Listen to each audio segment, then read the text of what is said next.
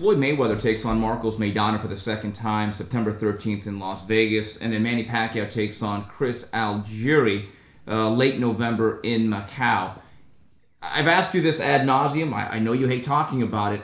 But is Pacquiao-Mayweather now officially a dead fight? Is it spoilt milk? Do we need to completely move on? Tyson Lewis, as I've said to you in the past, also was delayed and didn't happen in its time, but happened when it happened and was a huge event, although it was late in both of their careers. Is that conceivable in this case? Yeah. But do I know? No. I wouldn't ask me the question simply because I've been wrong every time anybody's asked me. Larry, if you look at the pay-per-view numbers for both franchises, Mayweather and Pacquiao, there is a decline. Do you believe that it is now a reflection of a backlash of diminishing interest in these two, that they never faced each other? I don't. If backlash means people are sitting down and saying, I'm not going to watch that fight because I want to see him fight the other guy, and I'm not going to pay for it until then, I don't think that's quite the way it works.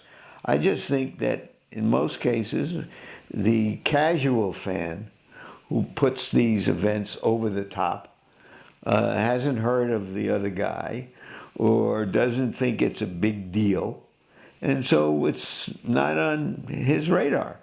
And so in that sense, or whatever sense, that there's a decline, you have to, the so-called B side, the challenging side, has to be somebody the public knows, like, for example, Canelo.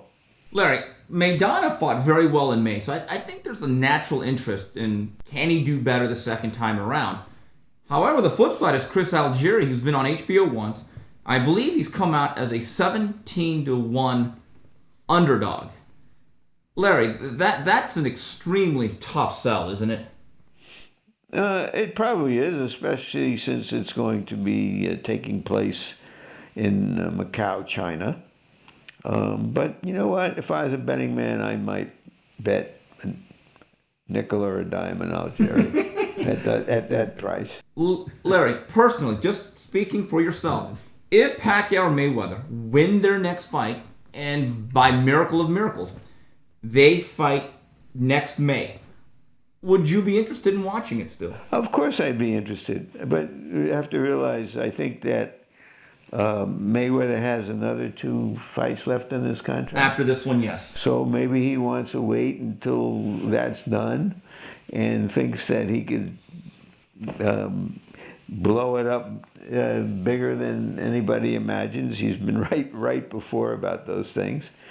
I don't know what's in their minds, but as I've said repeatedly, both of them make so much money for fighting fighters who are not as big a threats to each other as they are, that there is no true incentive for them to fight yet, hopefully. Larry, we know when Manny Pacquiao and Floyd Mayweather are fighting.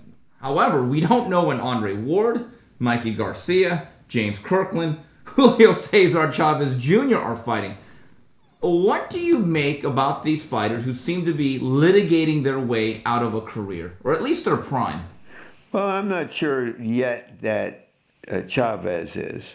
I think he's got 1 fight left, and if that 1 fight turns out to be called Froch, hey, that would be a big deal, and everybody would make money, and it could be a very good fight.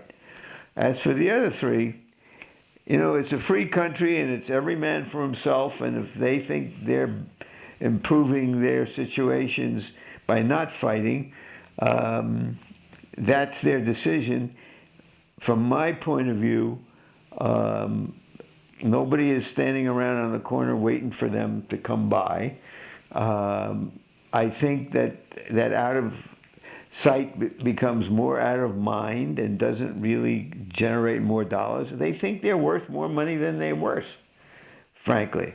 And maybe that's because of some of the big 7 and 8 figure paydays that a few fighters have been able to garner, but they're not worth it. They haven't proved it yet.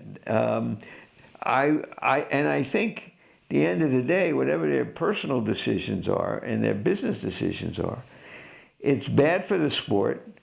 It's bad for the sport that enable them to make good livings, make a lot of money. It's bad for the sport that these guys are not fighting. Larry, we've always had disgruntled fighters. I can't remember a stretch, at least during my time covering the sport, where there were so many at one time.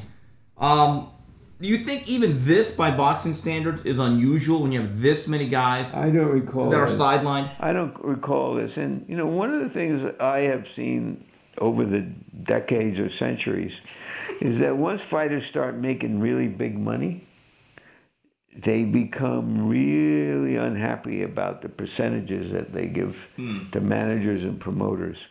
And so here are guys who can make big money, if not the biggest money, and so they're looking to see if they can squeeze out some middleman. They've gotten famous, a promoter has helped them get where they are, and now they want to go on their own.